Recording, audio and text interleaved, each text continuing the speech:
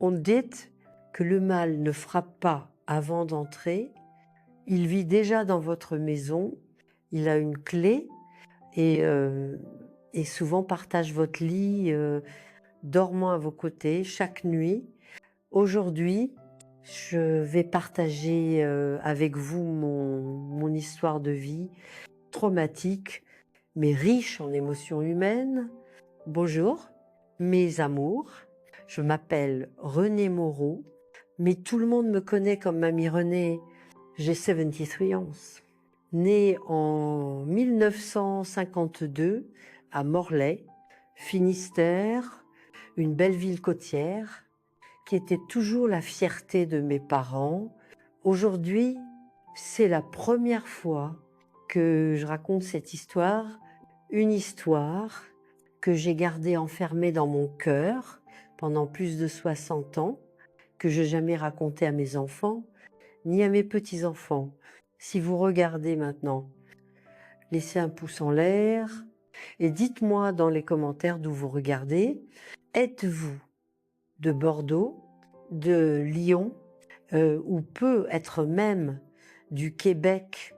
Je veux apprendre à connaître chacun de vous, mes chers spectateurs, qui m'accompagnez dans ce voyage à travers les souvenirs.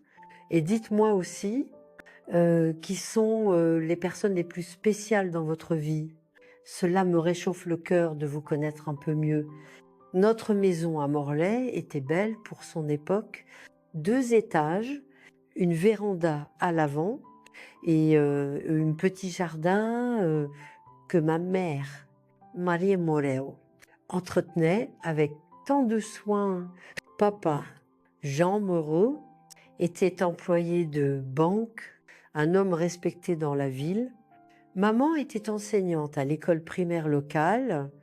Nous avions une vie que beaucoup enviaient, du moins ce sœur qui apparaissait de l'extérieur, CI, que personne ne savait. C'est que dans cette belle maison, avec des rideaux de dentelle aux fenêtres, et toujours un gâteau cuisant dans le four, et vivait un secret si sombre que même aujourd'hui, j'ai du mal à en parler.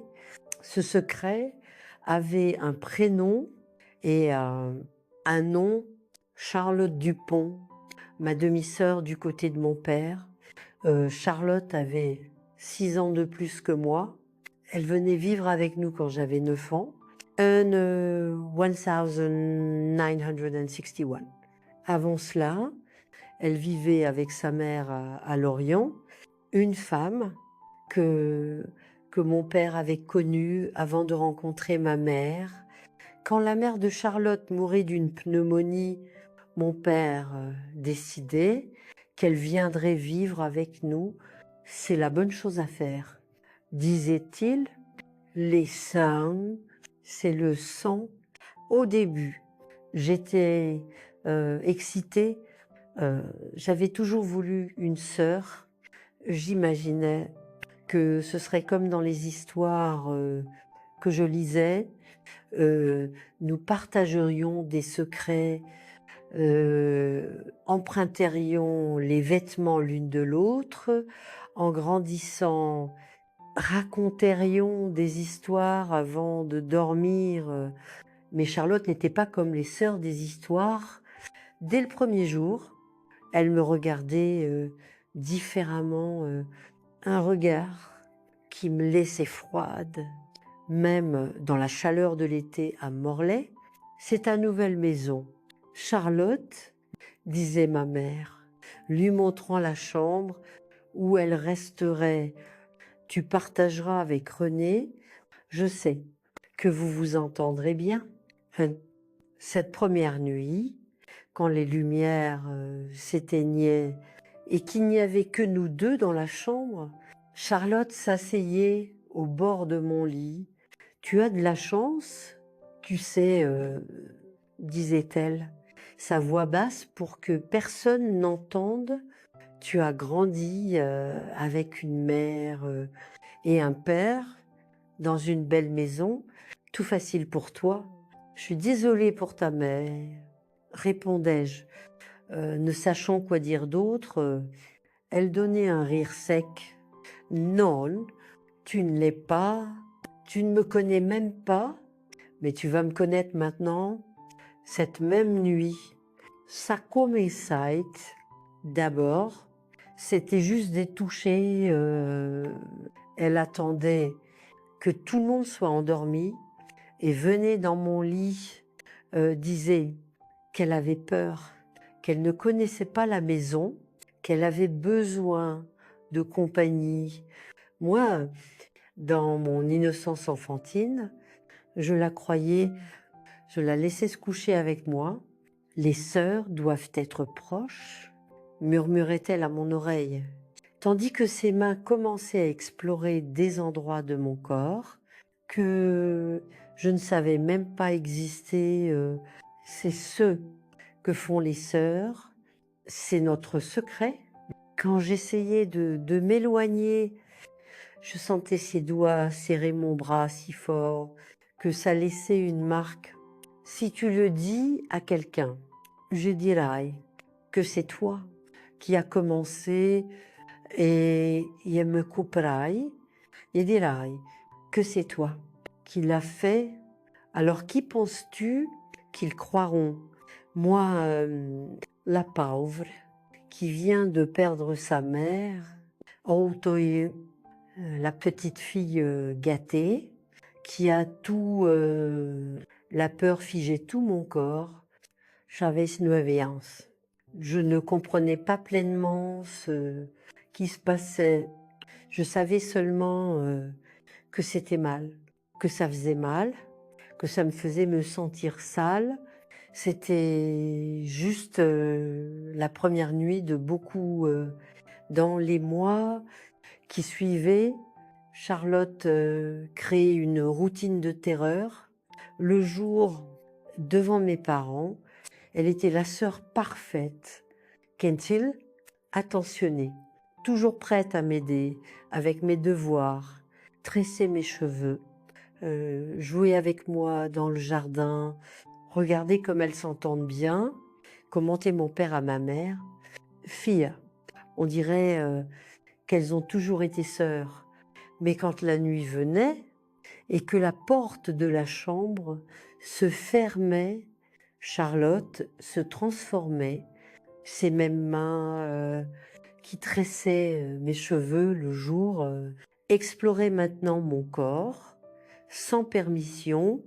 Cette même bouche qui souriait sur les photos de famille murmurait maintenant des menaces à mon oreille. Si tu parles, personne ne te croira. Ils penseront que tu es dégoûtante. Ils penseront que c'est toi qui es étrange. Avec le temps, les jeux de Charlotte s'aggravaient. Elle commence à me faire mal exprès. Des griffures dans le dos, des pincements dans des zones intimes, des morsures sur mes épaules et mon ventre, toujours à des endroits que les vêtements couvriraient. Quand je pleurais, elle couvrait ma bouche.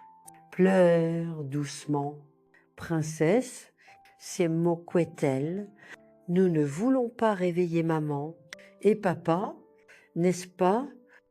Pide, j'essaie de résister quelquefois une nuit.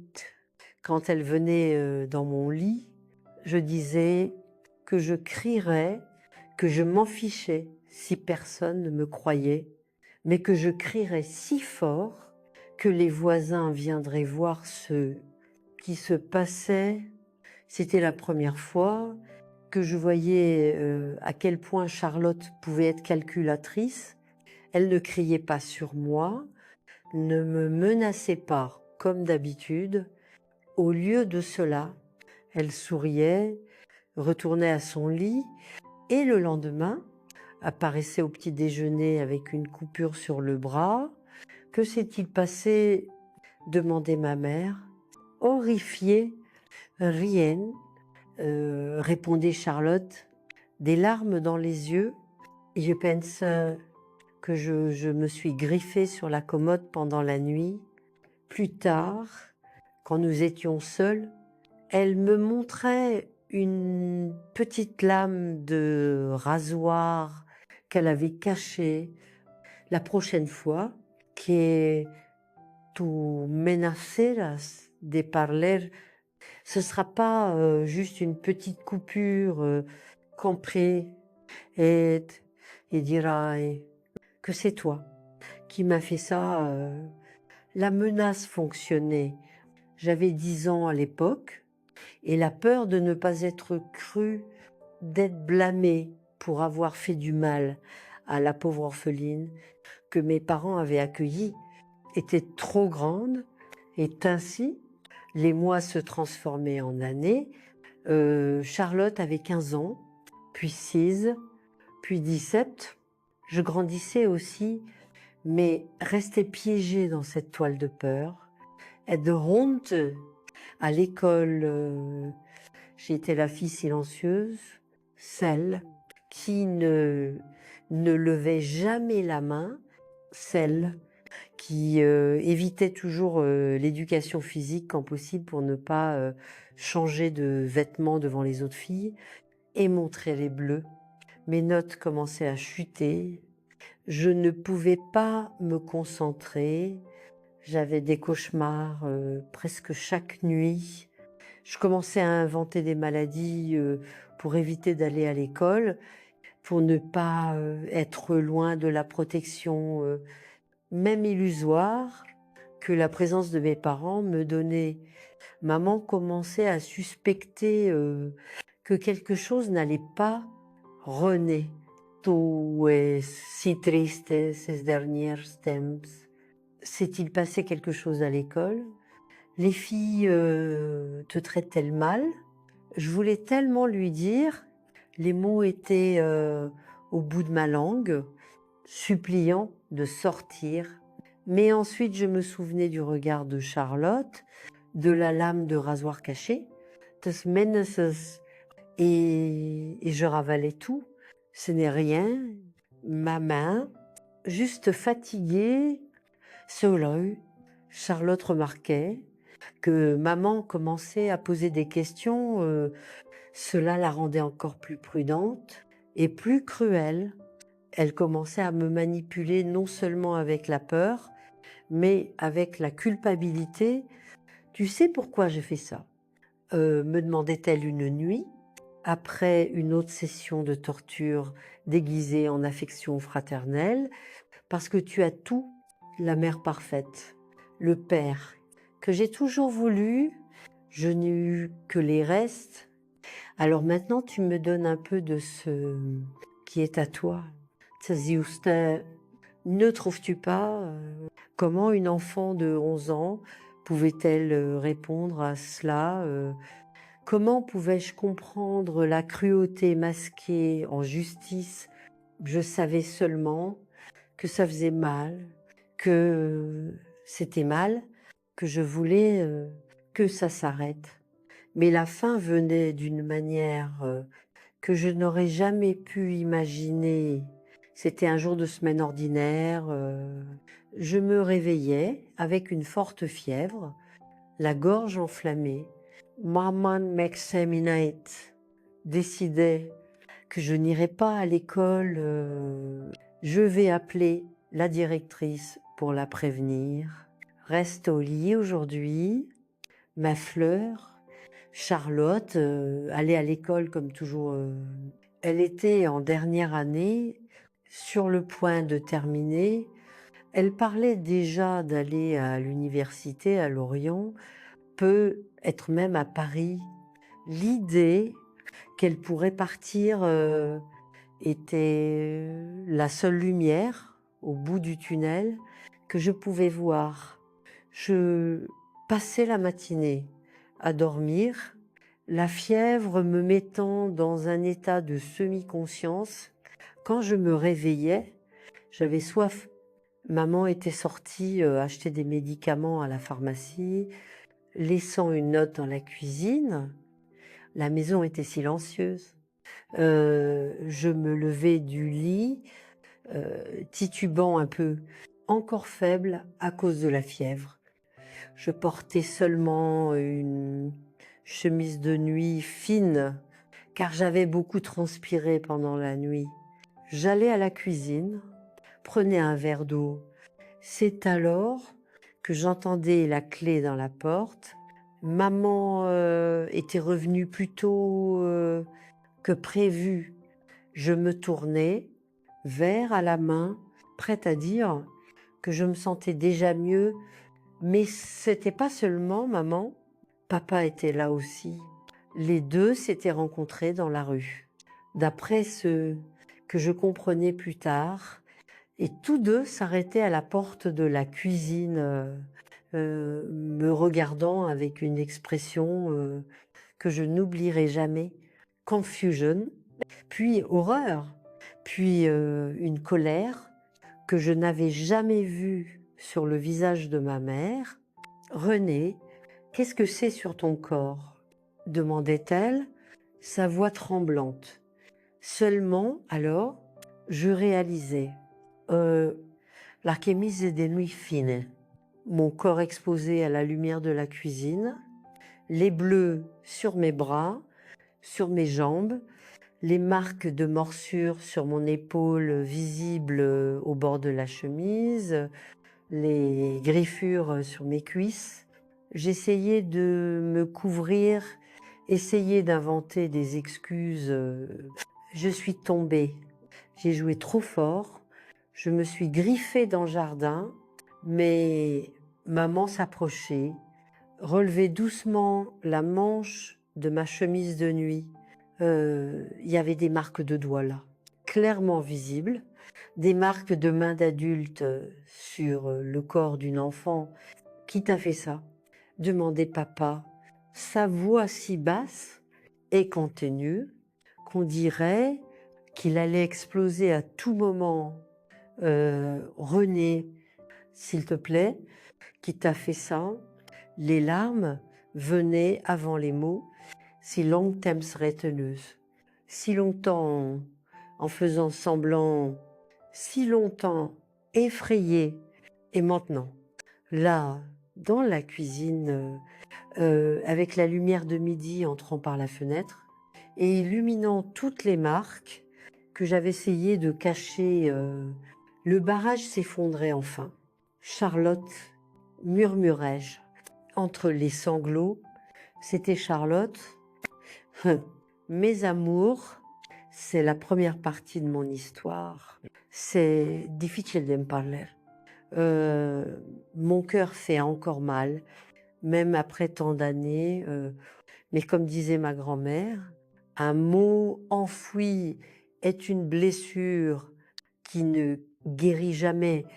Si cette histoire touche votre cœur, partagez-la avec quelqu'un qui pense qu'il a besoin de l'entendre. Parfois, c'est dans la souffrance des autres que nous trouvons le courage d'affronter la nôtre. La cuisine tombait dans le silence après ma confession, un silence si lourd qu'on dirait que l'air s'était transformé en pierre. Maman restait immobile, sa main tenant encore la manche de ma chemise de nuit, ses yeux fixés sur les bleus. Papa s'appuyait contre le mur, comme s'il avait besoin de soutien pour ne pas tomber. « De puce, combien de temps ?» demandait maman, sa voix si basse que je l'entendais à peine. « Depuis qu'elle est arrivée, répondais-je, les larmes coulant sans arrêt, presque 2 ans. Papa faisait un bruit étrange, comme un animal blessé. Je voyais quelque chose en lui que je n'avais jamais vu auparavant. Un homme fort, toujours ferme, semblait maintenant se briser à l'intérieur. « Pourquoi ne nous l'as-tu pas dit avant, ma petite ?» demandait-il, s'approchant et s'agenouillant devant moi, les yeux humides. Elle disait que personne ne me croirait. Sanglotais-je. « This side, qu'elle se couperait et dirait que c'était moi, que vous me détesteriez, que vous m'enverriez ailleurs. Si maman me serrait dans ses bras, alors si doucement, comme si j'étais en verre, je sentais ses larmes mouiller mes cheveux, tandis qu'elle murmurait Mon Dieu, mon Dieu, mon Dieu. Elle me ramenait dans la chambre, m'aidait à changer de vêtements, examinant chaque marque sur mon corps avec un mélange d'horreur et de colère contenue que je n'avais jamais vue en elle. Je racontais tout, ou presque tout. Certaines choses étaient trop difficiles à prononcer, mais je parlais des nuits, des menaces, de la peur constante. T'a-t-elle touché? Demandait maman, sa voix étouffée. Je baissais la tête, incapable de répondre avec des mots. C'était une réponse suffisante. CI, qui suivait, était comme un ouragan. Papa portait, claquant la porte si fort que les vitres des fenêtres tremblaient. J'entendais la voiture démarrer, les pneus crissant sur l'asphalte. Maman restait avec moi, me serrant dans ses bras, pleurant, s'excusant de ne pas avoir remarqué plus tôt, de ne pas m'avoir protégée. C'était pas ta faute, maman, répétais-je, sentant comme si un poids énorme s'était levé de ma poitrine. Pour la première fois depuis presque 2 ans, je pouvais respirer sans cette pression constante. Quelqu'un savait, quelqu'un me croyait. Je m'endormais dans les bras de ma mère, épuisée d'avoir pleuré, épuisée d'avoir enfin laissé sortir tout ce que j'avais gardé si longtemps. Quand je me réveillais, le soleil se couchait déjà. J'entendais des voix élevées venant du salon. Papa était revenu et il n'était pas seul. Je me levai du lit. Encore, Fable, et allai à la porte de la chambre. Je l'ouvrais légèrement et regardais. Dans le salon, papa faisait les sons, pas comme un tigre en cage. Maman était assise sur le canapé, son visage marqué d'avoir tant pleuré. Et il y avait Charlotte debout au milieu du salon, encore en uniforme scolaire, son visage pâli, mais avec cette expression défiante que je connaissais si bien. C'est un mensonge. Kriait, elle invente tout. Vous allez la croire plutôt que moi qui ai perdu ma mère, qui n'ai personne au monde. Assez de mensonges. Charlotte, disait papa, sa voix tremblant de colère. René nous a tout dit, nous avons vu les marques, et maintenant je sais pourquoi elle était si triste, si effrayée. C'était toi. Tout ce temps, c'était toi qui faisais du mal à ma fille. Ta fille, riait Charlotte, mais c'était un rire froid, sans humour. Et moi, je suis quoi? La botarde, que tu n'as accepté que parce que ma mère est morte et que tu n'avais nulle part où me mettre. Nous t'avons donné un foyer, s'exclamait maman, se levant. Nous t'avons traité comme une fille. Et toi, elle ne pouvait pas finir. Les mots se coinçaient dans sa gorge. Vous ne m'avez jamais vraiment voulu, continuait Charlotte, sa voix maintenant plus basse, plus contrôlée. J'étais juste une obligation, une tâche sur votre mariage parfait. Renée était toujours la préférée, la princesse de la maison. Je voulais juste qu'elle ressente un peu ce que j'ai ressenti toute ma vie.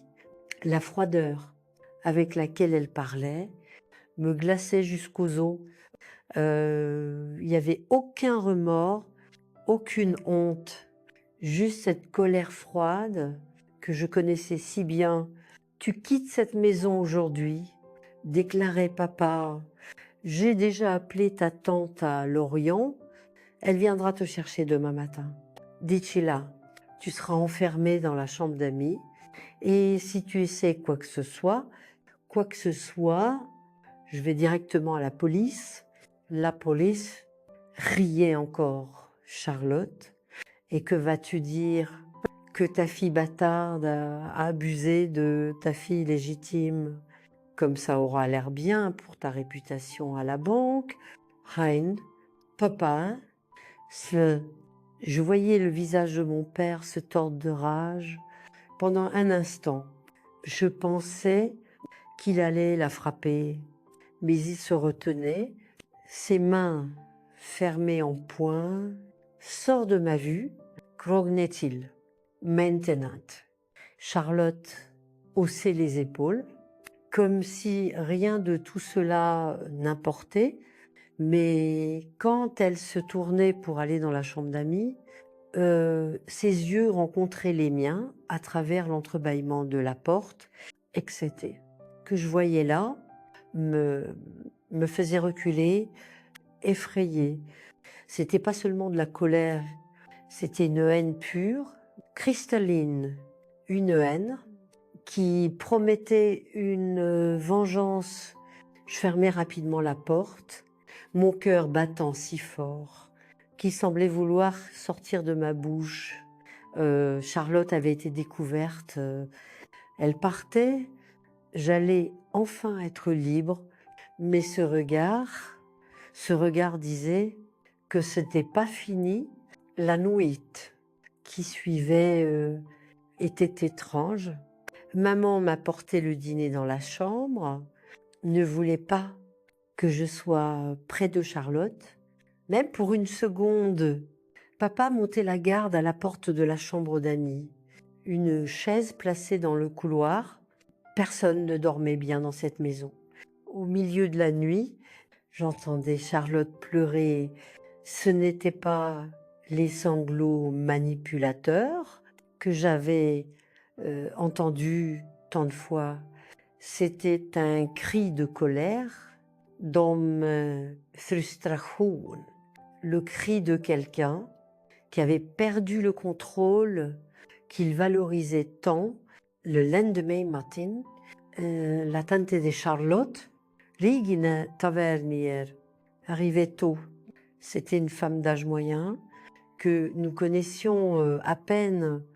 Elle était venue aux funérailles de sa mère des années auparavant, mais nous ne l'avions jamais revue depuis. Elle semblait embarrassée, confuse par la situation. Que s'est-il passé exactement? Demandait-elle à papa dans le vestibule, au téléphone.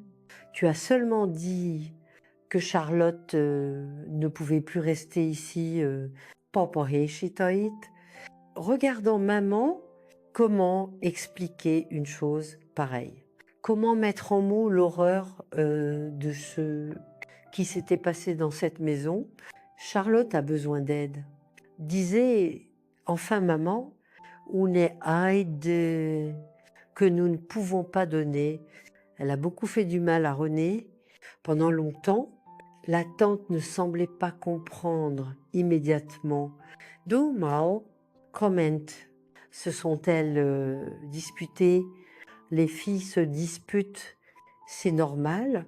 C'était pas une dispute, interrompait papa. Sa voix dure, c'était de l'abus systématique. Pendant presque 2 ans, la compréhension se faisait lentement sur le visage de Régine. Ses yeux s'écarquillaient, sa bouche s'ouvrait de choc. Mon Dieu, mais elle n'est qu'une fille, elle a 17 ans, répondait maman, sa voix tremblante, assez grande pour savoir ce qu'elle faisait. Et pour répondre de ce qu'elle a fait, Charlotte apparaissait alors portant une petite valise. Elle était habillée normalement, son visage dépourvu de toute émotion. Elle aurait pu aller se promener, pas en exil. Tante Régine saluait-elle avec un sourire poli, ravie de vous voir. La normalité de tout cela était presque obscène. Comment pouvait-elle agir ainsi après tout? Comment pouvait-elle sourire? Parle normalement, comme si rien ne s'était passé. Je me cachais sur les escaliers, observant tout. Je voulais pas voir Charlotte, ne voulais pas être dans le même espace qu'elle, mais quelque chose me poussait à assister à son départ, peut-être pour m'assurer qu'elle partait vraiment avant de sortir par la porte. Charlotte se tournait, ses yeux balayaient la pièce, comme si elle cherchait quelque chose ou quelqu'un. Puis elle me voyait recroquevillée sur les escaliers. Pendant une seconde, nos yeux se rencontraient et elle souriait, pas le sourire poli qu'elle avait donné à sa tante, un sourire différent, juste pour moi, un sourire qui disait c'est pas fini. Puis elle partait, la porte se fermait et le silence tombait sur la maison comme un lourd manteau. Les jours qui suivaient étaient étranges, une liberté nouvelle et effrayante s'emparait de moi. Je n'avais plus à craindre les nuits, plus à cacher des marques, plus à inventer des excuses, mais l'habitude de la peur est difficile à briser. Je sursautais encore au bruit soudain, faisais encore des cauchemars, regardais encore par-dessus mon épaule, comme si je m'attendais à voir Charlotte à tout moment. Maman m'emmenait chez un médecin à Saint-Brieuc. Il examinait les marques, posait des questions douces, mais directes, notait tout dans un dossier médical, puis parlait longuement avec mes parents dans une pièce séparée. Quand ils sortaient, tous deux avaient les yeux rouges. Nous allons t'emmener chez un psychologue aussi. Expliquait maman sur le chemin du retour, quelqu'un à qui tu pourras tout raconter. L'idée de parler de ça à un étranger me terrifiait, mais ils acceptaient. Je voulais me sentir normale à nouveau. Si je l'avais jamais été, la routine revenait progressivement. Je retournais à l'école, commençais une thérapie avec le docteur Samuel Leclerc. Les marques sur mon corps commençaient à disparaître, mais les marques invisibles, celles que personne ne pouvait voir, étaient toujours là, pulsant sous la peau. Nous n'avions plus de nouvelles de Charlotte pendant des semaines. C'était comme si elle avait disparu de la carte, emportant avec elle l'obscurité qu'elle avait apportée dans notre maison. Je commençais à croire que peut être, juste peut être, ce cauchemar était vraiment fini jusqu'à la nuit où le téléphone sonnait. Torde. J'étais dans ma chambre, maintenant seulement la mienne, sans la présence oppressive de ma demi-sœur.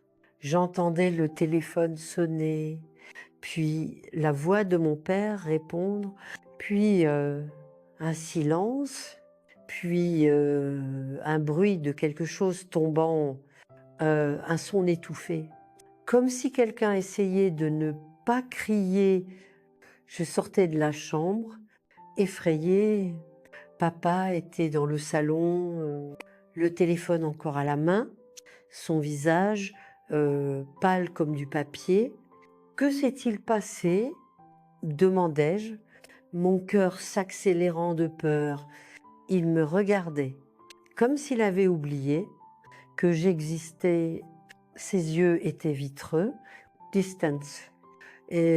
Papa, insistai-je, m'approchant, que s'est-il passé?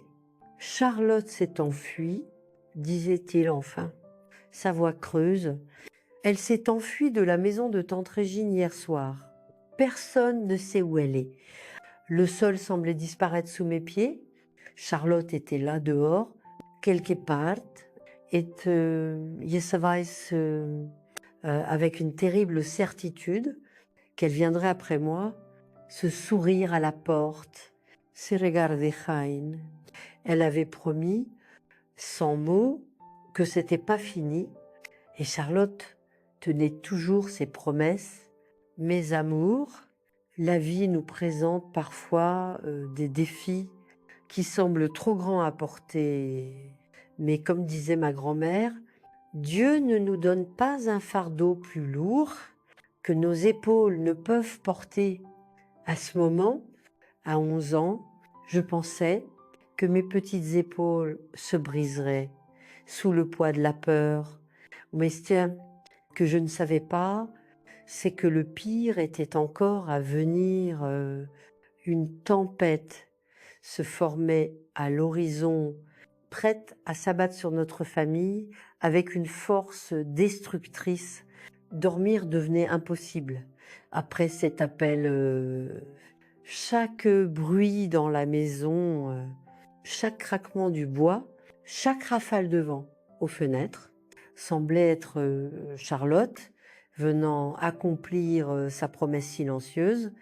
Papa essayait de me rassurer, disant qu'elle s'était probablement enfuie loin, peut être à Paris, comme elle en parlait toujours, pour commencer une nouvelle vie. Mais je connaissais Charlotte mieux que lui. Je savais qu'elle ne partirait pas sans se venger. Pendant 3 jours, nous vivions dans un état d'alerte constant. Papa installait de nouvelles serrures sur toutes les portes et fenêtres. Maman ne me laissait pas aller jusqu'au portail seule. À l'école, l'une des secrétaires me surveillait tout le temps. Suivant les ordres de mes parents, je me sentais comme en prison, même en sachant que c'était pour ma protection. La 3e nuit après l'appel, nous étions tous tendus, mais commencions à croire que juste peut être... Papa avait raison, Charlotte était vraiment partie. C'est alors que l'odeur arrivait en premier. J'ai dormi, essayais de dormir. Quand une étrange odeur envahissait ma chambre, forte, chimique, faisant brûler mes yeux, même fermés, je me réveillais, confuse, ma gorge irritée, toussante.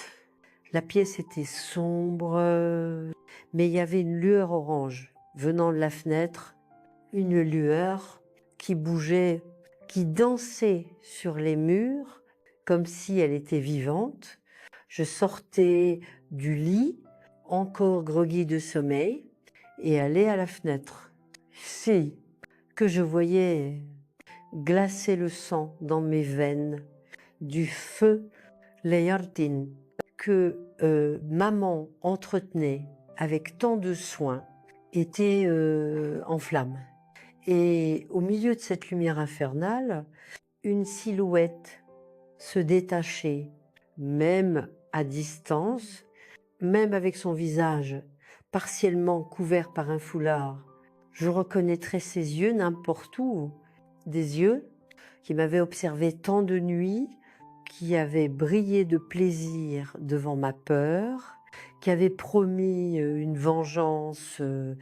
Charlotte, elle regardait directement ma fenêtre, comme si elle savait que j'étais là, dans sa main. Elle tenait quelque chose qui ressemblait à une bouteille, alors que j'observais, paralysée d'horreur. Elle levait la bouteille dans un toast silencieux à mon intention, puis l'a jeté contre le mur de la maison. L'explosion était petite, mais suffisante pour répandre plus de flammes. Le feu commençait à grimper le long du mur, léchant le bois sec de la véranda, dévorant les rideaux que maman avait fait avec tant de soin. Au feu, criai-je de toutes mes forces. Maman, papa, au feu, je courais dans le couloir, toussant à cause de la fumée qui commençait déjà à entrer. J'entendais mes parents se réveiller, effrayés, des portes s'ouvrant. Qu'est-ce que c'est? Demandait papa, sortant de la chambre de lui et de maman. Au feu, la maison brûle, c'est Charlotte. Elle est dehors, son visage pâlissait instantanément. Il courait vers la fenêtre du couloir, regardait en bas et laissait échapper un juron que je n'avais jamais entendu de lui auparavant. « Marie !» criait-il à maman, « prends René et sors par l'arrière. » Tout de suite, maman apparaissait dans le couloir, nouant son peignoir, ses yeux écarquillés de peur. Que se passe-t-il? Jean, la maison brûle, prends la fille et sors. Je vais appeler les pompiers. Le téléphone était en bas. Papa descendait les escaliers en courant, disparaissant dans la fumée qui commençait déjà à monter. Maman me tirait par la main, me guidant vers l'escalier arrière, un passage étroit que nous utilisions rarement. Et papa, demandai-je, résistante, nous ne pouvons pas le laisser. Il viendra juste après nous, répondait maman, sa voix ferme, malgré le tremblement de ses mains. Maintenant, allons-y. Là, nous trébuchions dans l'escalier arrière. La fumée était plus fine là-bas, mais faisait encore pleurer mes yeux. Et pour la macoa, Dios! Je pouvais entendre le crépitement des flammes dévorant l'avant de la maison, le craquement du bois cédant à la chaleur. Nous réussissions à sortir par la porte de la cuisine qui donnait sur une petite cour clôturée.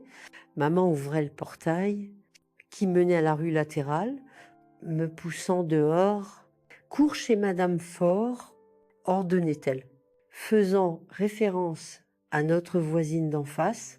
Demande-lui d'appeler la police. Et les pompiers, je vais chercher ton père. Non, maman.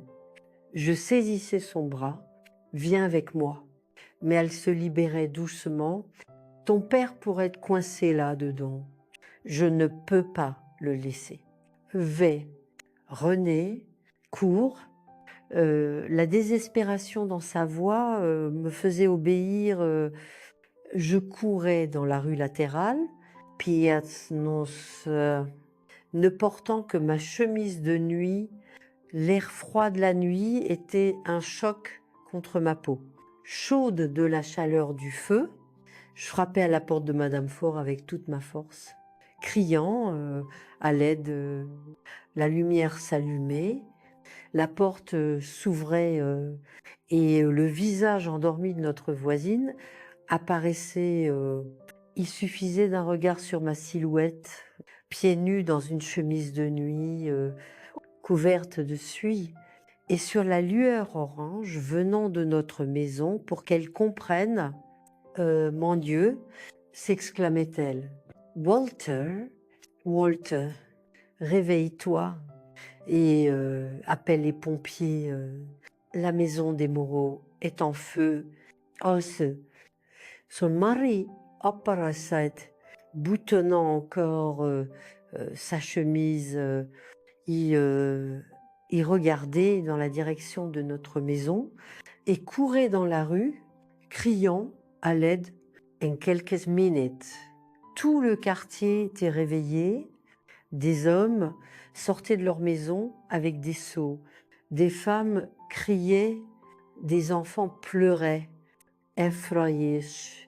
Je ne pouvais penser qu'à mes parents encore dans cette maison en feu. Pourquoi n'était-il pas sorti? Que s'était-il passé? Madame Faure essayait de me garder à l'intérieur de la maison, mais je m'échappais. Je devais voir, devais savoir. Je courais à l'avant de notre maison. La scène était un pur enfer. Les flammes avaient déjà pris tout le rez-de-chaussée. La véranda s'était effondrée, emportant une partie du toit avec elle. Une fumée noire montait vers le ciel, avalant les étoiles. Maman, criai-je, désespérée. Papa, il n'y avait pas de réponse. Juste le rugissement du feu dévorant tous ceux qui trouvaient sur son chemin. J'essayais de courir à l'intérieur, mais des bras forts me retenaient. C'était Monsieur l'ami, les mains de Madame Faure. Non, petite, tu mourras si tu entres là-dedans. Mes parents sont là, dedans. Criai-je, me débattant. Laisse-moi, je dois les aider.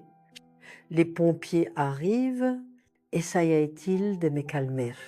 Ils sortiront tes parents. Tu ne peux rien faire en entrant là-dedans.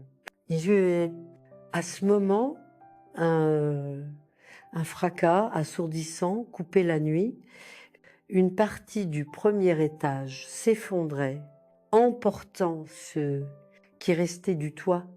Des étincelles volaient partout, comme des étoiles filantes malveillantes. Non, le cri venait du fond de mon âme.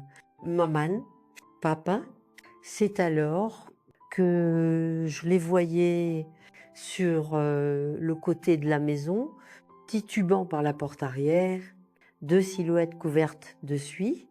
Papa portait maman dans ses bras. Elle semblait inconsciente, sa tête penchée en arrière, son visage noirci par la fumée à l'aide. Criait papa, sa voix rauque. Elle ne respire pas. Monsieur l'ami me lâchait et courait aider. D'autres voisins y allaient aussi. Ils prenaient maman des bras, l'allongeaient dans la rue. Quelqu'un qui connaissait les premiers secours commençait à faire du bouche à bouche.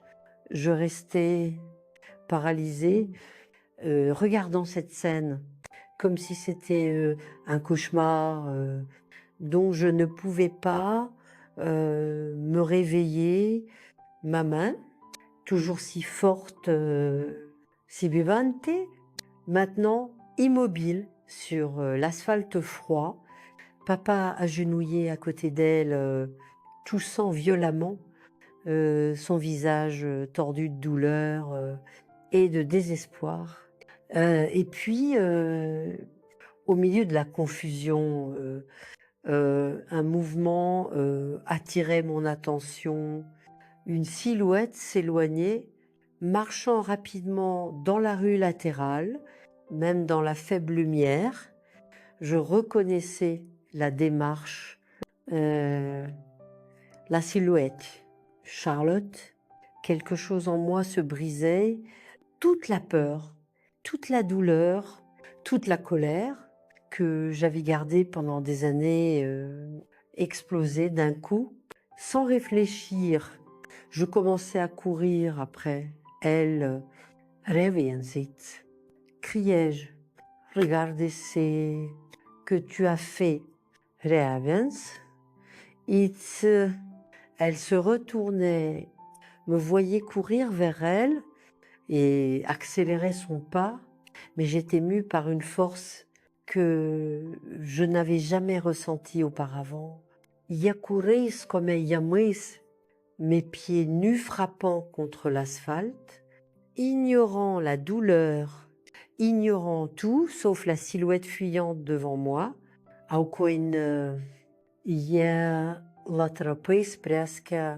j'étendais la main, saisissais l'ourlet de sa chemise, elle se tournait, surprise par ma proximité. Pendant une seconde, nos yeux se rencontraient. Dans ses yeux, je voyais quelque chose que je n'avais jamais vu auparavant. De la peur. Pour la première fois, Charlotte avait peur de moi, mais le moment passait vite. Elle se libérait d'un coup violent, me faisant perdre l'équilibre et tomber au sol. Quand je me relevais, elle avait déjà disparu dans l'obscurité de la rue. J'entendais des sirènes au loin, les pompiers arrivaient, enfin, j'entendais aussi quelqu'un crier mon nom, la voix de papa. Rauque à cause de la fumée, mais encore forte, m'appelant à revenir. Je courais là où j'avais laissé mes parents. Maman était assise maintenant, toussant beaucoup. Mais vivante, vivante. Le soulagement était si grand que mes jambes faiblissaient et je tombais à genoux à côté d'elle. Ma main sanglotais-je, la serrant doucement. J'ai cru que je t'avais perdu. Elle essayait de sourire, mais une autre quinte de tout l'empêchait et ses yeux rougeaient et irrités par la fumée cherchaient les miens. Bien parvenait-elle enfin à dire sa voix presque méconnaissable. Grâce à Dieu, nous allons tous bien.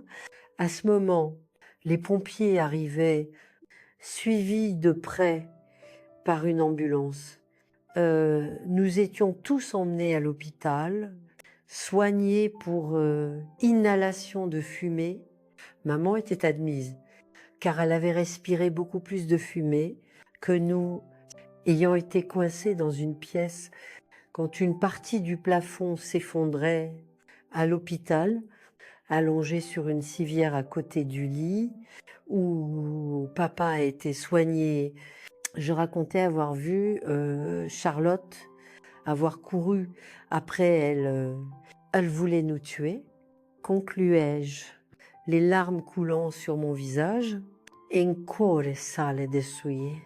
Elle voulait en finir avec nous. Papa serrait ma main fort.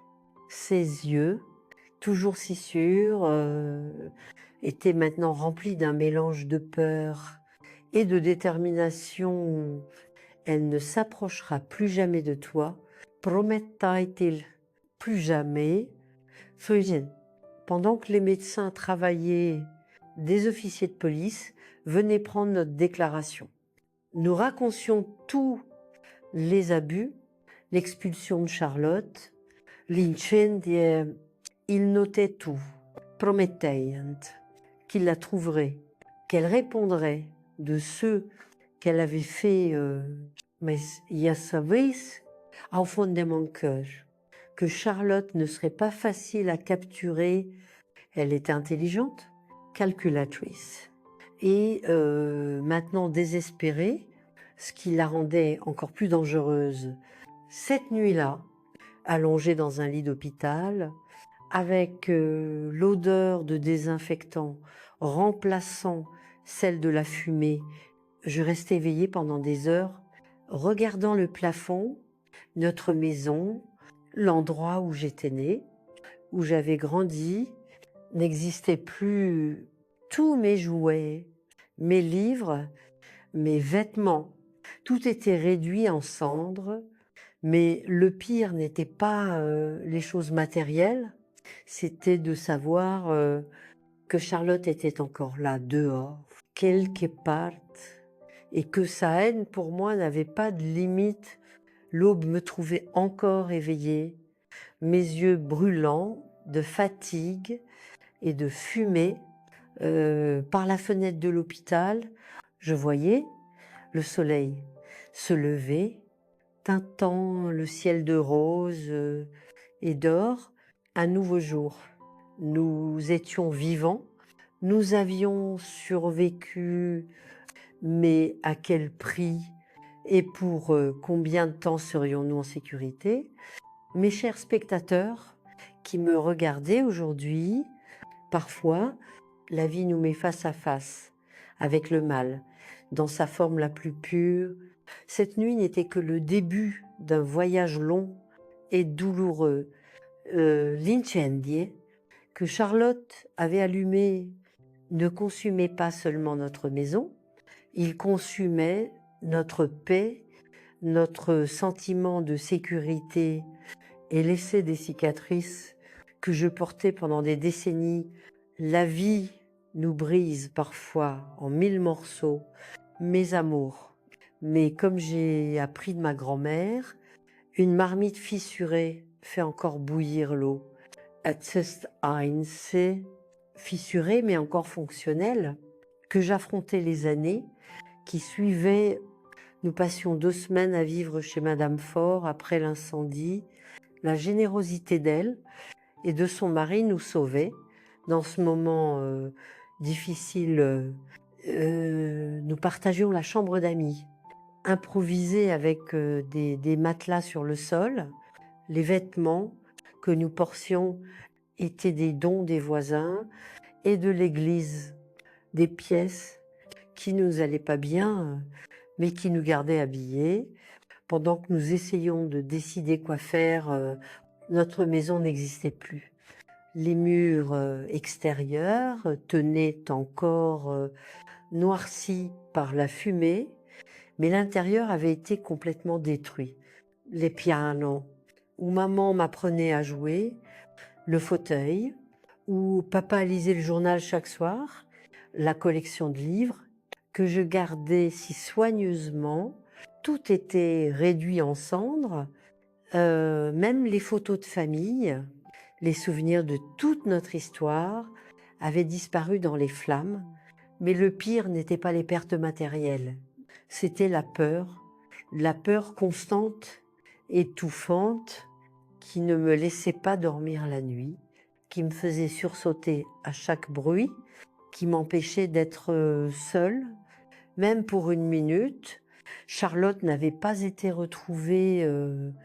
La police fouillait tout Morlaix, étendait la recherche aux villes voisines, même à Saint-Brieuc, rien. C'était comme si elle s'était évaporée comme la fumée de l'incendie qu'elle avait causé. 2 semaines après l'incendie, papa nous rassemblait pour une conversation sérieuse.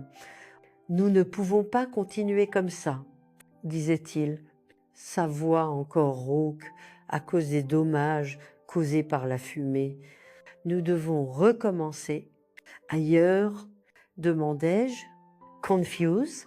Morlaix était le seul foyer que je connaissais, mon école, mes quelques amis. Tout était là. Une autre région, expliquait papa, loin d'ici, où elle ne peut pas nous trouver. Maman hochait la tête, ses yeux portant encore ce regard distant qu'elle avait depuis l'incendie. Elle avait été la plus affectée physiquement, les poumons endommagés par la fumée, des brûlures légères sur les bras et les jambes. Mais le pire était les cicatrices invisibles, le traumatisme d'avoir presque perdu la vie, de voir tout ce qu'elle avait construit, détruit en quelques minutes. Oh, demandait-elle. Savoix, un murmure. Vannes, répondait papa. J'ai un cousin à Vannes. Il m'a arrangé un emploi à la banque là-bas. Nous pouvons recommencer. Personne ne nous connaît là, personne ne la connaît. Polk est ainsi, un mois après l'incendie, nous nous retrouvions dans un bus qui traverserait la région, ne portant que ce que nous pouvions acheter avec l'argent de l'assurance et quelques dons, 3 valises contenant tout ce que nous possédions au monde, 3 vies réduites à quelques vêtements, documents, et les souvenirs que nous portions en nous, certains trop beaux pour être oubliés, d'autres trop douloureux pour être rappelés. Le voyage était long, et fatigant, des heures sur la route, ne s'arrêtant que pour des repas rapides et des changements de bus. J'alternais entre regarder par la fenêtre, voyant la Bretagne passer dans un flou de couleurs, et dormir un sommeil agité, peuplé de rêves, où Charlotte me poursuivait à travers des labyrinthes en feu. Quand nous arrivions enfin à Vannes, c'était comme atterrir sur une autre planète. La ville était si différente de Morlaix, plus grande, plus animée, avec un climat qui faisait frissonner mes os de froid les premiers jours. Les gens parlaient différemment, avec un accent que je comprenais parfois à peine. Les cousines des papas, Gérald Petit, nous recevait dans son appartement, petite, mais confortable, en centre-ville. Nous resterions là jusqu'à ce que nous trouvions notre propre endroit, vos Heimeresit, nous assurait-il, en nous montrant où nous dormirions. Les gens sont accueillants. Il y a de bonnes écoles pour la fille, des opportunités. C'était étrange d'être appelée la fille par quelqu'un qui ne me connaissait même pas. Tout était étrange. Je me sentais comme une plante arrachée de la terre, avec des racines exposées, jetées dans un sol inconnu. La première semaine, je sortais à peine de l'appartement. La peur de Charlotte s'était transformée en quelque chose de plus grand. La peur du monde là dehors, das Gens Inconus, de tout ce qui était nouveau et imprévisible. Mes parents le remarquaient et commençaient à s'inquiéter. Elle a besoin d'aide. Entendais-je maman dire à papa une nuit, quand il pensait que je dormais, c'est pas normal pour une enfant d'être comme ça. Toujours effrayée, toujours regardant par-dessus son épaule. Alors, en plus d'une nouvelle maison et d'une nouvelle école, j'avais aussi une nouvelle routine, des séances hebdomadaires avec un psychologue pour enfants, le docteur Samuel Leclerc. Au début, je détestais y aller. M'asseoir dans une pièce avec un étranger et parler des choses les plus douloureuses de ma vie était une torture. Souvent, je restais silencieuse toute la séance, juste à dessiner sur les feuilles qu'il me donnait, mais progressivement, très progressivement, les mots commençaient à sortir, le nœud que j'avais dans la gorge chaque fois que je pensais à Charlotte, aux abus, à l'incendie, commençait à se desserrer un peu. Le docteur Leclerc avait une manière de poser des questions qui ne m'effrayaient pas, qui ne me faisaient pas me sentir jugée ou brisée. C'est qui t'est arrivé n'était pas ta faute, répétait-il à chaque séance, comme un mantra, et ça ne définit pas qui tu es, ni qui tu seras.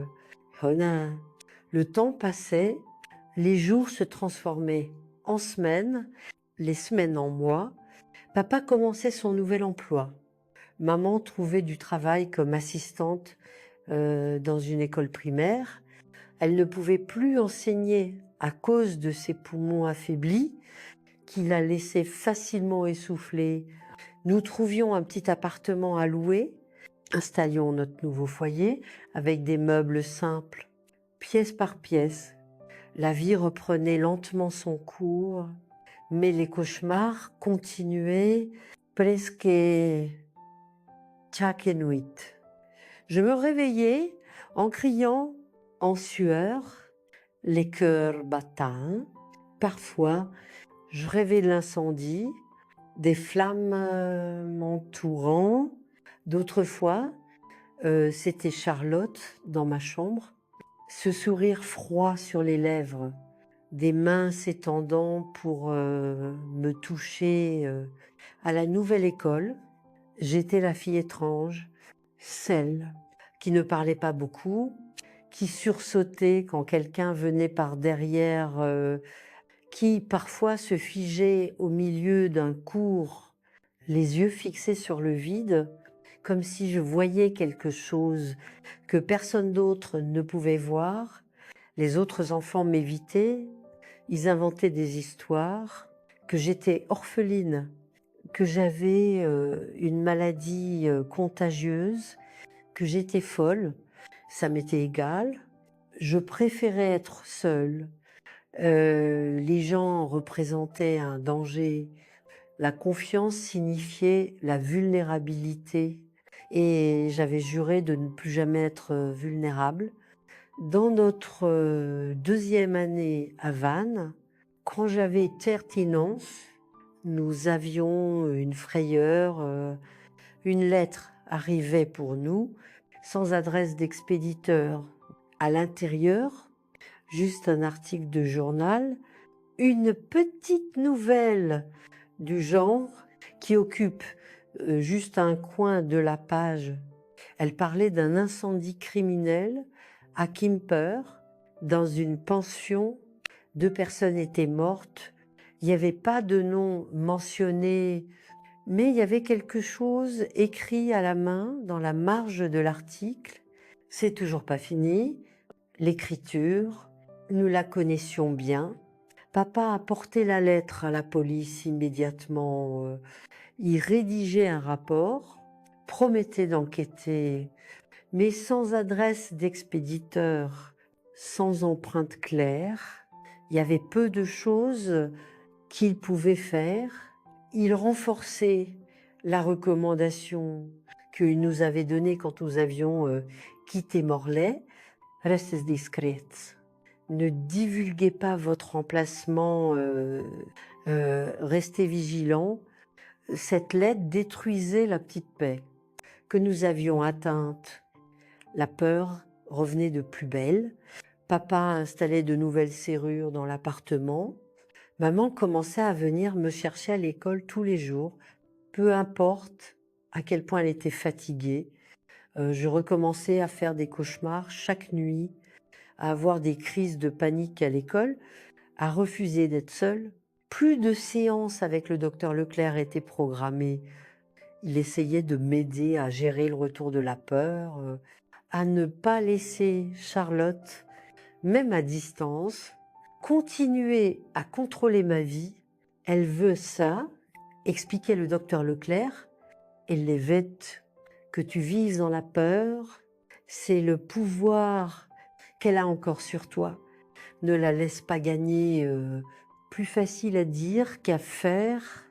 Comment ne pas avoir peur de quelqu'un qui t'a abusé pendant des années, qui a essayé de tuer ta famille, qui a promis que ce n'était pas fini.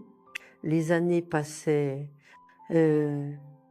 J'avais 14 ans, puis 15, puis 16, l'adolescence, qui devrait être un temps de découverte, de premiers amours, d'expérimenter la vie, pour moi, était un temps de survie constante, chaque jour que je réussissais à passer sans crise de panique était une victoire. Chaque nuit que je dormais sans cauchemar était un miracle. Nous n'avions jamais reçu une autre lettre. Nous n'avions jamais eu de nouvelles directes de Charlotte. À nouveau, mais son ombre restait sur nous, comme un nuage toxique, qui refusait de se dissiper. À 17 ans, quelque chose commençait à changer en moi. La colère, qui avait toujours été là, enfouie sous des couches de peur, de honte, commençait à émerger. Colère contre Charlotte pour tout ce qu'elle avait fait, colère contre moi-même pour permettre encore qu'elle ait tant de pouvoir sur ma vie, colère contre le monde qui permettait à des gens comme elle d'exister. C'était à cette époque que je découvrais la course à pied. Ça commençait comme une suggestion du docteur Leclerc de l'exercice pour aider avec l'anxiété, mais cela devenait bientôt plus que ça. Quand je courais, le bruit dans ma tête, les pensées intrusives, les souvenirs douloureux, la peur constante se taisait pour un moment. C'était juste moi, ma respiration, mes pas sur la piste. La course devenait mon évasion, ma thérapie, mon salut, et sans que je m'en rende compte au début, elle devenait aussi ma force, mon corps, qui pendant si longtemps avait été une source de honte et de traumatisme, devenait maintenant fort, agile, capable. Je sentais les muscles se développer, l'endurance augmenter pour la première fois depuis les abus. Je sentais que mon corps m'appartenait à nouveau, qu'il était à moi pour le renforcer, en prendre soin, l'habiter pleinement. En dernière année de lycée, je rejoignais l'équipe d'athlétisme de l'école.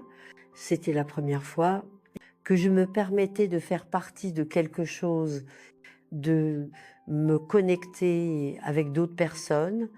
Mes coéquipiers ne connaissaient pas mon histoire, ne comprenaient pas pourquoi j'étais si renfermée, si prudente, mais ils respectaient mon espace, admiraient mon dévouement, et je commençais lentement à abaisser certaines des barrières que j'avais construites autour de mon cœur à 18 ans. Une décision importante où aller après l'école, que faire de ma vie. Mes parents voulaient que j'aille à l'université, que j'étudie quelque chose de sûr, commerce, comptabilité, quelque chose qui garantirait la stabilité. Mais j'avais d'autres plans. Je voulais continuer à courir. Je voulais voir jusqu'où mes jambes pouvaient me porter. Je voulais ce sentiment de liberté que je ressentais seulement en mouvement, laissant les kilomètres derrière moi. C'est alors que j'entendais parler d'une sélection pour les athlètes à Nantes, un programme d'entraînement qui pouvait mener à des compétitions plus importantes, peut être même nationales. C'était un pari risqué, mais je décidais d'essayer à la surprise de tous, surtout la mienne. J'étais acceptée à 19 ans. Je faisais à nouveau mes valises, cette fois par mon propre choix, et déménager à Nantes. C'était effrayant et excitant à la fois. Pour la première fois de ma vie, je prenais les rênes de mon destin, choisissant mon propre chemin. Le programme d'entraînement était intense, réveil à 5 heures du matin, entraînement jusqu'à ce que mon corps supplie de repos, étudier les techniques, apprendre sur la nutrition et la physiologie. Je partageais un petit appartement avec 2 autres athlètes, des filles venant d'horizons aussi divers que le mien, chacune avec son histoire à raconter. Les premiers mois, je maintenais ma réserve habituelle. Je ne parlais pas de mon passé, éviter les questions personnelles, garder tout le monde à une distance sûre. Mais il est difficile de garder des barrières quand vous vivez, vous entraînez, pleurez et riez avec les mêmes personnes chaque jour. Lisa Meunier était la première à percer mes défenses. Elle venait de Toulouse, avait cette manière directe des gens du Sud et décidait qu'elle serait mon amie, que je le veuille ou non. Tout le monde a un passé, me disait-elle une nuit, après que j'avais refusé une autre invitation à sortir avec le groupe, certains plus lourds que d'autres, mais c'est que c'est le passé, tu ne peux pas le laisser voler ton présent aussi. Des mots simples, mais il touchait quelque chose de profond en moi. Pendant combien de temps allais-je encore permettre à Charlotte, dont je ne savais même pas si elle était vivante ou morte, qui pouvait être de l'autre côté du monde, de continuer à contrôler ma vie progressivement. Très progressivement, je commençais à m'ouvrir. Je ne racontais pas tout, pas d'un coup, mais de petits morceaux de mon histoire commençaient à sortir et je découvrais quelque chose de surprenant. Partager le fardeau le rendait plus léger, pas plus lourd, comme je l'avais toujours craint. Les compétitions commençaient petites, locales au début, puis au niveau régional, la concentration absolue que la course exigeait était thérapeutique. Il n'y avait pas de place pour la peur ou le doute quand vous êtes sur la piste, quand chaque seconde compte. Et puis, à 22 ans, l'opportunité qui changerait tout, une chance de concourir au niveau national, représentant la Bretagne dans les championnats d'athlétisme de France.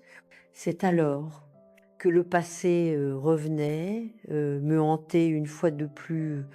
La vie a une étrange manière de tester notre force, jusqu'à nous commençons à croire que nous sommes enfin en sécurité. Les championnats d'athlétisme de France se tiendraient à Bordeaux, 3 jours de compétition avec des athlètes de tout le pays. C'était mon rêve qui se réalisait et aussi mon plus grand défi. Je n'avais jamais concouru à un niveau aussi élevé, avec autant de pression, avec autant de gens regardant. Je quittais Nantes avec la délégation de Bretagne, le cœur battant entre excitation et peur. Mes parents promettaient qu'ils viendraient regarder. Ce serait la première fois qu'ils me verraient concourir. Ils n'avaient jamais vraiment compris pourquoi j'avais choisi ce chemin, mais ils me soutenaient à distance du mieux qu'ils pouvaient. Bordeaux était une explosion de couleurs, de sons et d'odeurs qui me donnaient le vertige les premiers jours. Le village des athlètes installé près du stade était un petit monde à part, avec des compétiteurs de toutes les régions, tous concentrés, tous nerveux, tous rêvant du podium. Mon épreuve principale serait le 5000 mètres. Je n'étais pas favorite, loin de là, mais j'avais entraîné dur, amélioré constamment mes temps ces derniers mois. J'étais déterminée à donner le meilleur de moi-même, à prouver à moi-même que je pouvais relever ce défi la veille de la compétition. Nous étions tous à la cantine.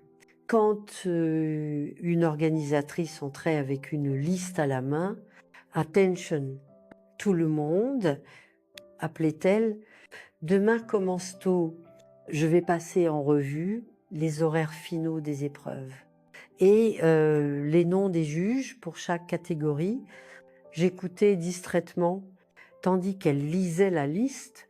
Mon esprit était déjà sur la piste, visualisant chaque virage, chaque stratégie que j'avais discutée avec mon entraîneur. Et dans le 5000 mètres féminin, les juges seront Marc Brunet, Charlotte Dupont, E.T. Robert Gerard. Le monde s'arrêtait, le bruit de la cantine disparaissait, l'air devenait épais, impossible à respirer. Charlotte Dupont pouvait être une coïncidence. Combien de Charlotte Dupont pouvait-il y avoir en France? Ce frisson dans la colonne vertébrale, cette sensation de tomber dans un gouffre sans fond, mon corps reconnaissait le danger avant que mon esprit ne le traite complètement. Vas-tu bien? Demandait Lisa à côté de moi, remarquant ma pâleur soudaine. On dirait que tu as vu un fantôme. Un fantôme, c'était exactement ça.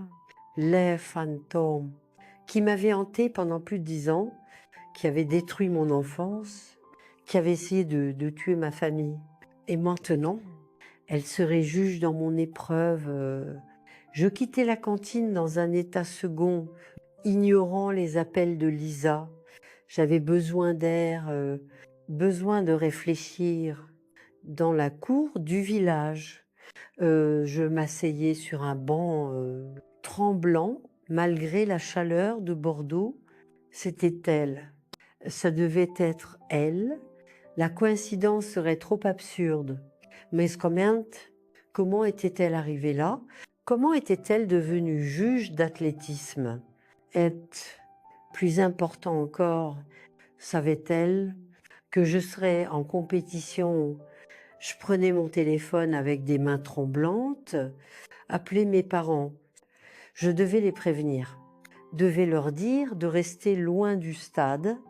Si Charlotte me reconnaissait, si elle les reconnaissait, je voulais même pas penser à ce qui pourrait arriver.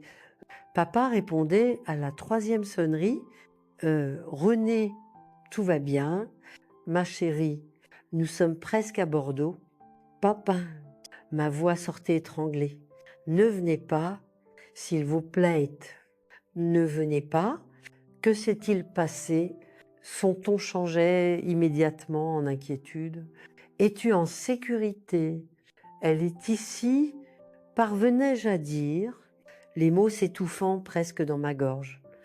Charlotte, elle est juge dans mon épreuve. Silence à l'autre bout de la ligne, puis sa voix, continue, mais tendue. Est-tu sûre? Absolument, je ne l'ai pas encore vue, mais ils ont annoncé le nom, Charlotte Dupont. Combien peut-il y en avoir? Et juste dans mon épreuve, nous sommes à 2 heures de Bordeaux, disait-il, déterminé. Nous arriverons, mais nous n'irons pas au stade. Nous irons au commissariat le plus proche. S'il s'agit vraiment d'elle, la police doit savoir, elle est toujours recherchée pour l'incendie. Donc, la réalité de la situation commençait à s'installer. Charlotte, la personne que je craignais le plus au monde, serait demain dans le même espace que moi, jugeant ma course, peut être planifiant quelle vengeance. Après si longtemps, je passais la nuit éveillée, débattant quoi faire. Abandonner la course, l'affronter, me cacher jusqu'à ce qu'est la police, Argisse, chaque option semblait impossible. Et le temps manquait. Le matin, mon entraîneur remarquait que quelque chose n'allait pas. Tout ne se passe là bien. René, est-ce que moi je ne pouvais pas expliquer comment résumer toute cette histoire, comment lui faire comprendre la terreur que je ressentais. Je marmonnais quelque chose sur le stress d'avant-compétition.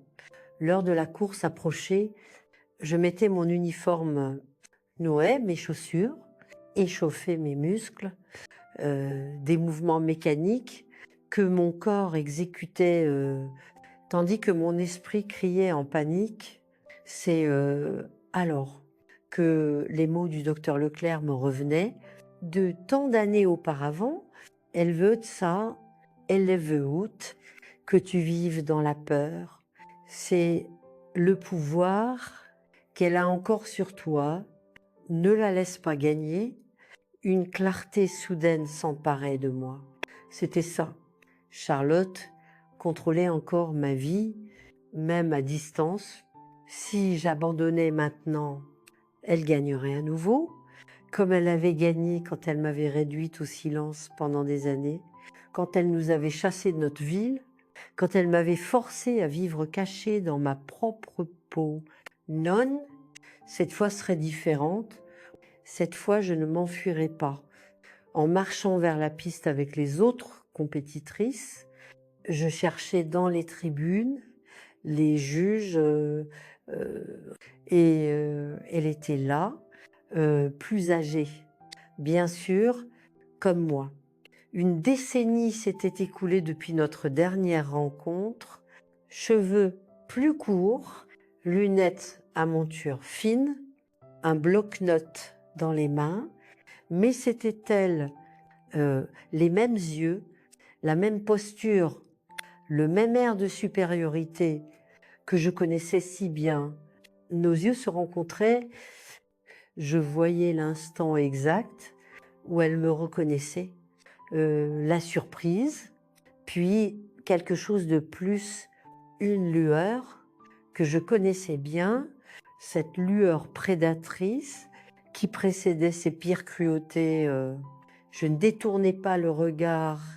Pour la première fois de ma vie, j'affrontais Charlotte sans peur.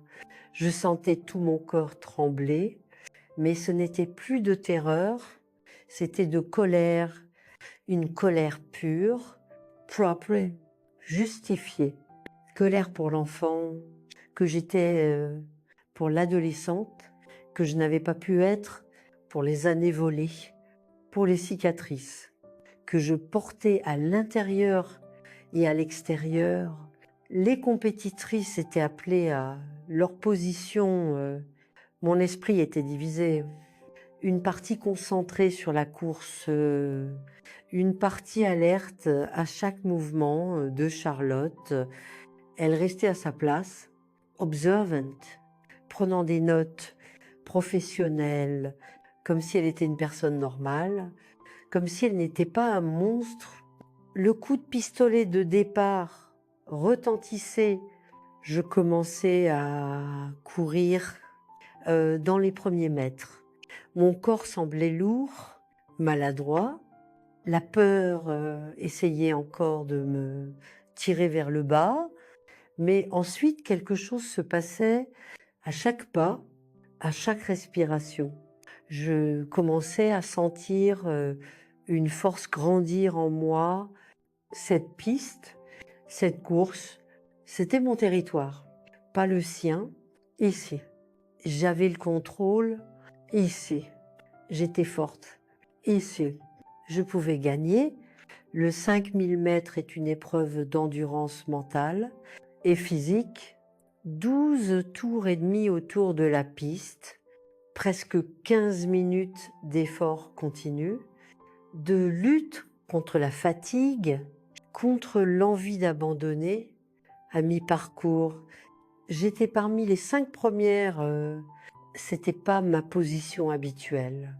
Je restais généralement plus en arrière, mais il y avait une énergie qui me propulsait, que je n'avais jamais ressenti auparavant. Chaque fois que je passais devant la tribune des juges, je sentais le regard de Charlotte me suivre, être, au lieu de m'intimider, cela alimentait ma détermination. Dernier tour, la cloche sonnait, annonçant les 400 derniers mètres. J'étais en 4e position, la leader de Provence, déjà avec un avantage considérable, mais il ne s'agissait pas de gagner une médaille, il s'agissait de prouver à Charlotte, à moi-même, qu'elle n'avait plus de pouvoir sur moi. J'accélérais, je dépassais l'athlète d'Auvergne. Puis, dans le dernier virage, je dépassais celle de Normandie, qui était en 2e place. La leader était trop loin, hors d'atteinte, mais la 2e place, je pouvais la conquérir. Je franchissais la ligne d'arrivée en 2e, un temps que je n'avais jamais imaginé atteindre. La foule applaudissait, mon entraîneur sautait sur le côté de la piste. N'en croyant pas ses yeux, j'étais essoufflée, épuisée, mais une vague d'euphorie m'envahissait. J'avais atteint mon meilleur temps, j'avais gagné ma première médaille nationale et je l'avais fait sous le regard de la personne qui avait juré de me détruire lors des cérémonies qui suivaient. Charlotte était absente. Un autre juge remettait les médailles. Plus tard, j'apprenais qu'elle avait quitté le stade en hâte, prétextant une urgence familiale, urgence familiale. L'ironie était presque drôle. Quand je rencontrais mes parents dans un café discret, loin du stade, ils avaient des nouvelles, ils étaient allés à la police, avaient signalé la présence de Charlotte, fourni tous les détails qu'ils pouvaient. La police promettait d'enquêter immédiatement. Est-ce vraiment elle? Demandait maman, son visage tendu d'inquiétude. Est-ce tout sûr? Absolument, répondais-je. Nous nous sommes regardés. Elle m'a reconnu. Je l'ai. Et qu'as-tu ressenti? Demandait papa, tenant ma main. Je réfléchissais un moment avant de répondre de la force. J'ai ressenti de la force. Cette nuit-là, dans le village des athlètes, je recevais un appel de la police de Bordeaux. Ils voulaient que je vienne au commissariat pour faire une déclaration formelle. Charlotte avait été arrêtée en essayant de prendre un bus pour Toulouse. CI qui suivait était un tourbillon. Je rentrais à Nantes avec ma médaille d'argent et une convocation pour témoigner dans l'affaire ouverte contre ma demi-sœur. Je devais tout raconter à nouveau, les abus, l'incendi, la fuite, les années de peur. Mais cette fois, je parlais avec une force que je n'avais pas auparavant. Je n'étais plus une petite fille effrayée, j'étais une femme qui avait affronté sa plus grande peur et resté debout. Le procès avait lieu 6 mois plus tard. Charlotte était accusée de multiples crimes, abus sur mineurs, tentative de meurtre, incendie, criminel. Les preuves étaient accablantes. Outre mon témoignage et celui de mes parents, il y avait l'incendie de la pension à Quimper qui était enfin lié à elle. 2 personnes étaient mortes dans cet incendie, un crime dont elles n'avaient jamais été punies. L'affronter au tribunal était l'une des choses les plus dures que j'ai jamais faites. Assise sur le banc, des témoins, à quelques mètres d'elle, sentant ses yeux, qui m'avaient tant terrifiée, me fixaient, tandis que je détaillais les horreurs qu'elle avait infligées. C'était comme revivre tout le traumatisme d'un coup. Mais il y avait une différence fondamentale. Cette fois, je n'étais pas seule. Mes parents étaient là. Mes amis d'athlétisme étaient venus me soutenir. Mon entraîneur était dans le public. Plus important encore, je n'étais plus cette fille réduite au silence par la peur. J'étais une survivante, racontant son histoire, non pas avec honte, mais avec la certitude que la vérité devait être dite. Charlotte était condamnée à 30 ans de prison. Quand le juge annonçait la sentence, je la regardais une dernière fois. Il n'y avait plus cette lueur de supériorité dans ses yeux, juste du vide, le vide de quelqu'un qui fait enfin face aux conséquences de ses actes. Je quittais le tribunal ce jour-là, ressentant quelque chose que je n'avais jamais ressenti auparavant, la paix, pas complète. Je doute que je serai jamais complètement libre des cicatrices du passé, mais une paix suffisante pour respirer sans ce poids sur la poitrine, pour dormir sans vérifier 3 fois si les portes sont verrouillées, pour vivre sans regarder constamment par-dessus mon épaule. La vie continuait. Je poursuivais l'athlétisme pendant quelques années encore, gagnant d'autres médailles, d'autres titres. Mais la victoire la plus importante était intérieure, la liberté d'être qui je voulais être, sans que la peur dicte mes choix. À 28 ans, je rencontrais David Caron, un physiothérapeute sportif qui travaillait avec des athlètes blessés.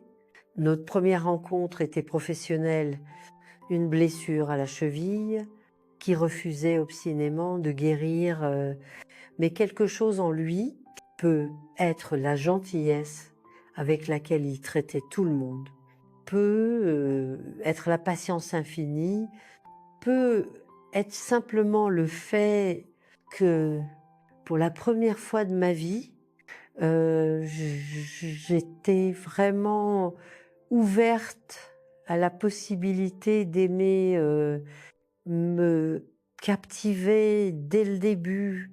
Il me fallait du temps pour faire confiance, pour m'ouvrir, même après des mois de relation. Il y avait encore des parties de mon histoire que je ne pouvais pas partager. Mais David était patient. Tu me diras quand tu seras prête, disait-il. Si tu n'es jamais prête, ça va aussi. J'aime qui tu es maintenant, pas seulement ton histoire. À Sœur-Tillon, nous nous marions. Une cérémonie simple, juste la famille et les amis proches. Maman pleurait tout au long de la cérémonie, des larmes de joie, de soulagement, de gratitude de voir sa fille trouver le bonheur. Malgré tout, à 32 ans, notre premier enfant, Michel, nice sight. Tenir ce bébé dans mes bras, pour la première fois, était une expérience transformatrice, regardant son petit visage parfait. Je jurais de tout faire pour le protéger, pour qu'il ne connaisse jamais le genre de douleur que j'avais connu, mais je jurais aussi de lui apprendre à être fort, à affronter ses peurs, à ne jamais permettre aux autres de définir qui il est. À 35 ans, notre fille Liliane arrivait et avec elle une décision. Il était temps de raconter notre histoire. Pas à elle, elle était encore trop jeune, mais au monde, j'écrivais un livre utilisant des pseudonymes pour protéger l'intimité de ma famille. Je détaillais tout, les abus, l'incendie, la fuite, les années de peur, et enfin la libération. Le livre n'était pas un best-seller, mais il trouvait son public. Je commençais à recevoir des lettres, des courriels, des messages de survivants, des personnes qui avaient traversé des situations similaires et trouvé du réconfort et de l'espoir dans mon histoire. C'est ANC que je commençais à travailler avec des ONG dédiées à la protection des enfants et des adolescents, pas comme psychologue ou assistante sociale. Je n'avais jamais eu de formation pour cela, mais comme quelqu'un qui pouvait partager son expérience, qui pouvait dire aux survivants, je comprends, je suis passé par là, et il y a une vie après le traumatisme à Fortian. Je découvrais une autre passion, la peinture. Je commençais comme thérapie, comme une manière d'exprimer des émotions que j'avais encore du mal à verbaliser, mais cela devenait bientôt plus que ça, mes toiles, pleines de couleurs vibrantes et de formes abstraites, commençaient à attirer l'attention. J'avais ma première exposition à 43 ans, dans une petite galerie à Nantes. Ma vie devenait complète, pleine, une vie qui semblait impossible pour cette petite fille terrifiée de Morlaix, une vie que j'ai construite, non pas malgré mon passé, mais d'une certaine manière à cause de lui, parce que c'était le traumatisme qui m'a appris la résilience, la capacité humaine à guérir, l'importance de tendre la main à ceux qui souffrent. Aujourd'hui, à 73 ans, je regarde en arrière et vois le long chemin que j'ai parcouru. Je vois les cicatrices, oui, certaines ne disparaissent jamais complètement. J'ai encore des cauchemars occasionnels. Il y a encore certains déclencheurs qui me ramènent momentanément à cet endroit sombre. Mais je vois aussi la force que j'ai trouvée, les personnes que j'ai aidées, l'amour que j'ai donné. Et Charlotte est morte en prison, 15 ans après sa condamnation. Une crise cardiaque, selon le rapport officiel. Quand je recevais la nouvelle, je ne ressentais ni joie, ni soulagement, ni clôture. Comme on dit, je ne ressentais rien. Parce que bien avant qu'elle ne meure physiquement, j'avais déjà tué le pouvoir qu'elle avait sur moi. Mes chers spectateurs qui me regardez aujourd'hui, si cette histoire touche votre cœur, partagez-la avec quelqu'un qui pourrait avoir besoin d'entendre qu'il y a une vie après le traumatisme, que la douleur ne définit pas qui nous sommes, que nos bourreaux n'ont que le pouvoir, que nous leur permettons d'avoir... et si vous traversez quelque chose de similaire, sachez que vous n'êtes pas seul, de l'aide est disponible. Il y a des gens qui vous croiront, il y a un avenir où cette douleur ne domine pas chaque aspect de votre vie. J'aimerais savoir d'où vous regardez cette vidéo.